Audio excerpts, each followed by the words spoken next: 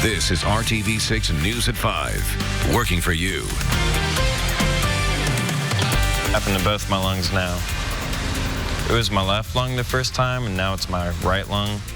Good evening to you. I'm Mark Mullins. And I'm Amanda Starantino. Tonight we are taking a close and personal look at the dangers associated with vaping. Last week, Indiana had its first vaping-related death. But tonight, our exclusive, candid conversation with a young Crawfordsville man who says his lungs collapsed due to vaping. RTV6's Stephanie Wade looks into the rising health risks associated with e-cigarettes and shares this young man's story. A man we spoke with today says he was just 20 years old when his lungs collapsed. Right now, the state is currently investigating 30 cases of severe lung injury connected to vaping, the majority of which have been in people ages 16 to 29.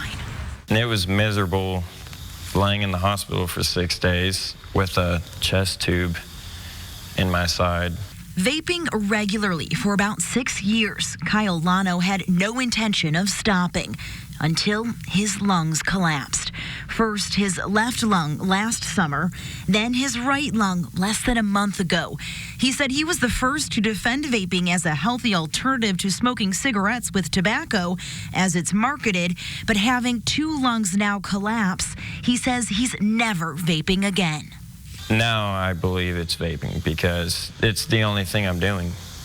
There's no other reason why my lung should have collapsed the way it did. 30%. I lost 30% of my right lung. More than 215 cases have been reported nationally to the Center for Disease Control and Prevention. Severe symptoms include shortness of breath, chest pain, nausea, and abdominal pain. Hear from a public health expert coming up at 6 as she explains what's behind this rising public health crisis. Working for you, Stephanie Wade, RTV6. Thank you, Stephanie. And we have more about this vaping-related death on our website at theindychannel.com and other signs to watch out for. And just into the RTV6 newsroom, a Clark County judge pleads guilty in connection to a downtown Indianapolis fight that led to gunfire. Today, Marion County prosecutors announced Judge Andrew Adams pled guilty for his role in the May 1st altercation that happened in the parking lot of a White Castle downtown. Prosecutors say Judge Adams pled guilty to battery for his admission that he kicked Brandon Kaiser during the fight. Adams will not serve jail time or probation as part of the plea agreement. Adams and Clark County Circuit Judge Brad Jacobs were in town for a judicial conference when prosecutors say a fight happened with Alfredo Vasquez and Brandon Kaiser.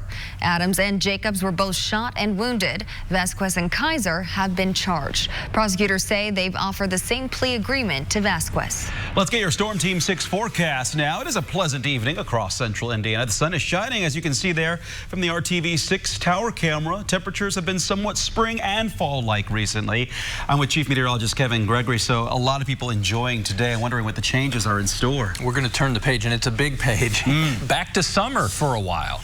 And then as we get to next weekend, we'll cool down a little bit. But that's the trend here. Warmer temperatures and more humidity. We'll get the full deal. The rain chances will stay low as the temperatures and humidity come up. That's until late week.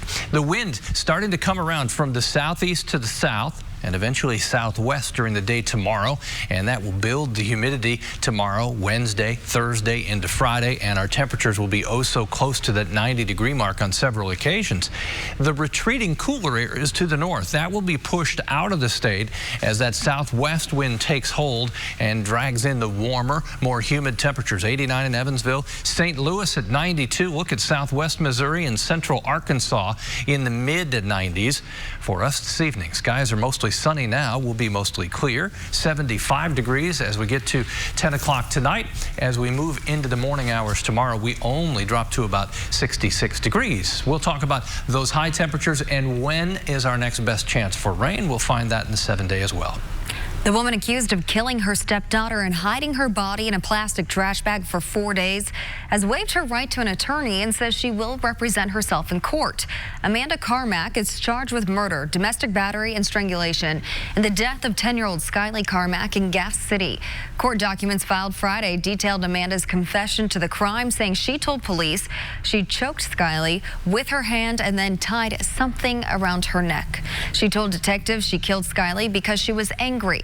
Amanda Carmack appeared in court for the first time today, telling the judge she would be representing herself in the case. Prosecutors filed paperwork on Friday saying they plan to seek life in prison without parole. Right now, Metro Police are searching for the person who shot a gas station employee early this morning. Just before 6 o'clock this morning, officers rushed to the BP gas station on the 9,000 block of Brookville Road on the southeast side. Someone shot the employee during an attempted robbery, but police aren't sure if the man was shot inside or outside of the store. However, he doesn't have any life-threatening injuries. Investigators say the suspect ran away. If you have any information about this case, call Crime Stoppers at 317-262-TIPS. You can remain anonymous. New developments tonight. A second victim has died a week after a shooting on Indianapolis's west side. IMPD confirms 25-year-old Shaquille Wilson has died. Metro police officers were patrolling on the 3300 block of Lafayette Road in the early morning hours of September 2nd when they found a car stopped on the bridge. Inside, officers found 19-year-old Braylon Bryant and Shaquille Wilson, both suffering from multiple gunshot wounds. Bryant was pronounced dead at the scene. Wilson died this morning. Police are still searching for a suspect. Right now, investigators are trying to figure out why this semi crashed into a house in Edinburgh this afternoon. We want to say off the top, the homeowner was not there, so there were no injuries from within the house. However, medics took the semi-driver to the hospital with serious injuries. Edinburgh police say the driver told them he had just unloaded a partial load and was heading back toward the interstate when he blacked out while going around the curb near the intersection of Toner Square and North Grant Street. Police say the cause of the crash remains under investigation, but no foul play is suspected. And a pair of local energy companies want your opinion on possible rate hikes to your electric bill. Duke is proposing a 15.5% increase over 2 years. A public hearing on the plan will be held tonight in the Carmel High School auditorium. The meeting is scheduled to start at 6 p.m.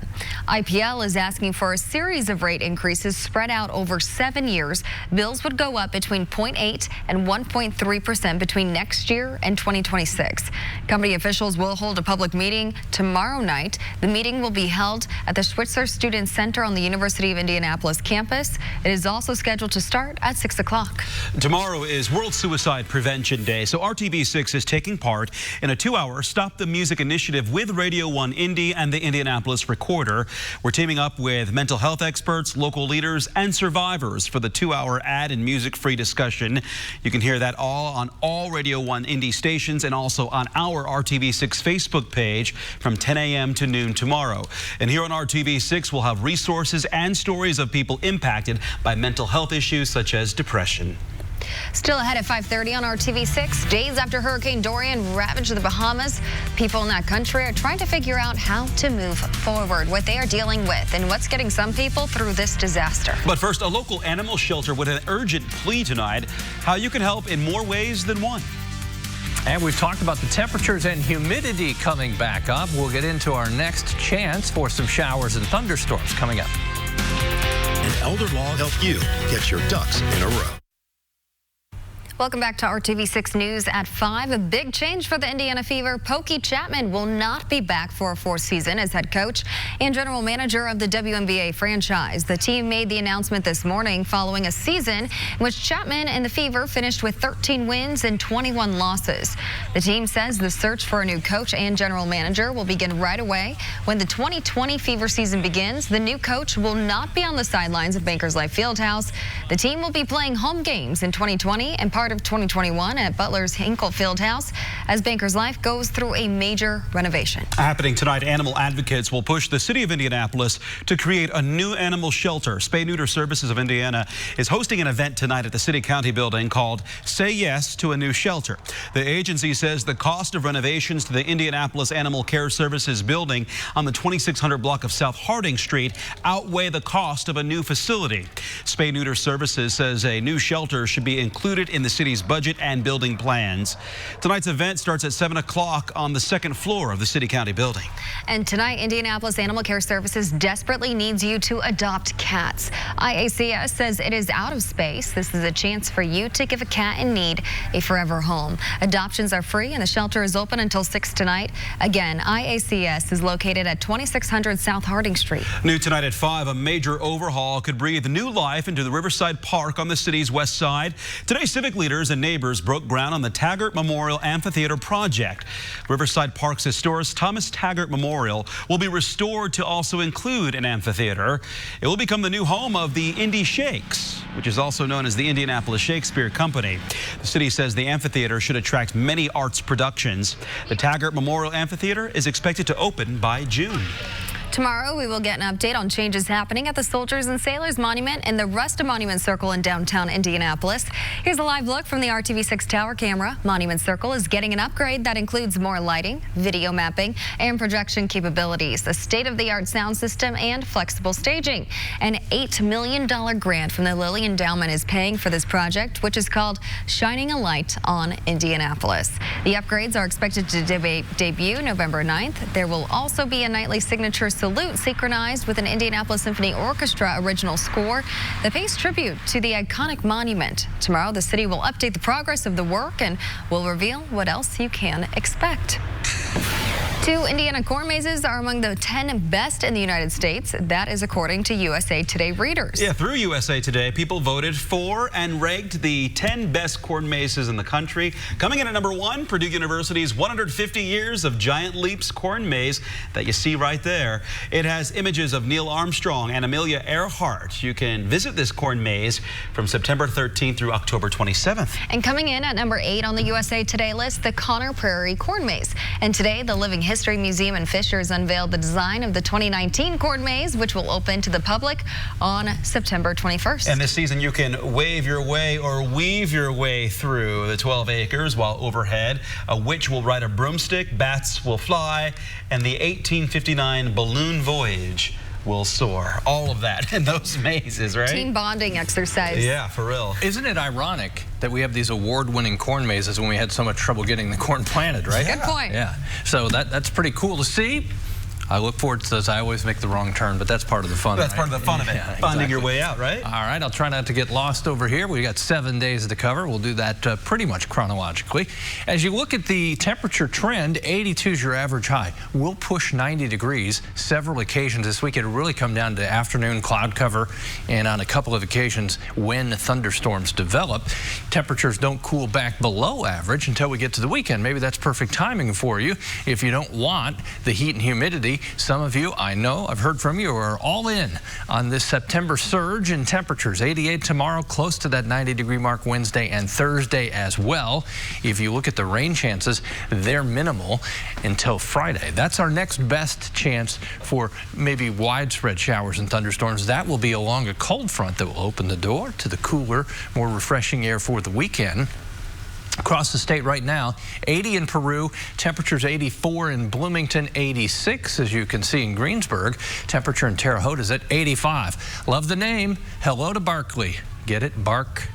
Barkley. But he's sitting quietly on the chair waiting for his chance to go for a walk. He's got a fall sweater on, and I'm saying right now, Barkley, you need to peel it off. Take the sweater off here for a few days, then you'll be able to put it back on. Temperatures low 80s until 8 o'clock. We'll be in the 70s at 11. Remember, you can send your dog's picture to me at kevin.gregory@wrtv.com, and I'll take your dog for a walk during the forecast. Temperatures tomorrow, already by noon, lower 80s. Afternoon high temperature, 88 degrees. I'm a little conservative. Maybe we'll hit 90 in some spots south of Interstate 70. It will be close. Temperatures just about everywhere running almost 10 degrees above average for this time of the year. Humidity's coming up, but I don't think we'll feel the full brunt of the humid air until Wednesday and Thursday. Wednesday temperatures right back in the middle to upper 80s. The chance for thunderstorms there, they won't be widespread, but I think we'll see a few of those develop in the middle of the week. Thursday, still a chance for some thunderstorms. It's Friday where the thunderstorm chance goes way up, setting the stage for temperatures to come back down to around 80. Overnight lows will be as warm as 71 Friday morning, but then as cool as 61 by the time we get to Sunday morning. Mark? All right, thank you, Kevin, for that. Right now, authorities are in the race against time to save the life of one more crew member who was trapped in this overturned cargo ship off the coast of Georgia. 3 other members of the crew were just successfully rescued. ABC's Maggie Ruley with new information about the urgent mission just coming in at this hour. Coast Guard officials say 3 of the trapped crew members inside this overturned cargo ship have been rescued. Rescue teams are still working to save the 4th man. Officials say he's trapped behind glass without access to fresh water or food. This is a dynamic situation, and frankly, we didn't even have time to prepare for this press conference. Battling sweltering temperatures topping what felt like 120 degrees. Officials say the men are in fairly good conditions considering what they've lived through. They were subject to some pretty tough conditions over the last day and a half. Rescue teams say they heard the crew tapping from inside the boat throughout the night. Knowing where to go on a ship that's 600 plus feet big, where to go was an outstanding job by the engineers last night. Drilling carefully 3 inches at a time through the hull of the ship. Officials first giving them food, water, and air. A translator speaking to the men in Korean, telling them exactly where to go.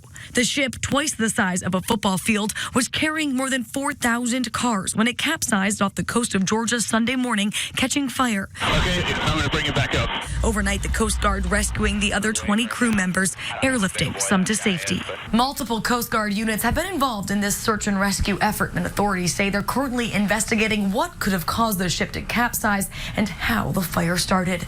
Maggie Rulli, ABC News, New York.